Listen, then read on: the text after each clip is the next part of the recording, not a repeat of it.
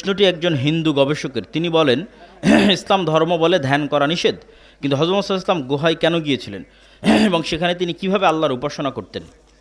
সম্মানিত উপস্থিতি, সকল নবী সালাত আদায় করত। সালাত আদায়ের ধরনে পার্থক্য হতে পারে। ঈসা আলাইহিস সালাম যখন মায়ের পেট থেকে প্রথম কথা বললেন, মায়ের কোল থেকে যখন প্রথম কথা বললেন, তখন প্রথম কথার মধ্যে ঈসা আলাইহিস সালাম বলেন, ওয়াউসানি বিসসালাতি ওয়াজ যাকাতি মা দুমতু হাইয়া। আল্লাহ, আমি ঈসা, আমাকে আদেশ দিয়েছে আমি যেন মরা পর্যন্ত সালাত আর যাকাত আদায় করি। তাহলে ঈসা আলাইহিস সালাম মায়ের পেট থেকে, কোল থেকে বলতেছে যে তাকে আল্লাহ কিসের আদেশ দিয়েছে? সালাতের।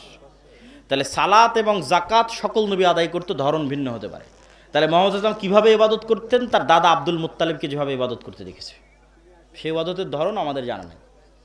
আর সম্ভাব্য হতে পারে যে আব্দুল মুত্তালিব কীভাবে ইবাদত করতো, ইসমাইলি দিনের, ইসমাইলি আদর্শের কিছু খণ্ডিত অংশ তো ছিলই, শব্দ আর বিকৃত হয়ে যায়নি। মূর্তিটা বিকৃতির মাধ্যমে ঢুকেছে, যেমন মুসলমানই অক্ষত ছিল।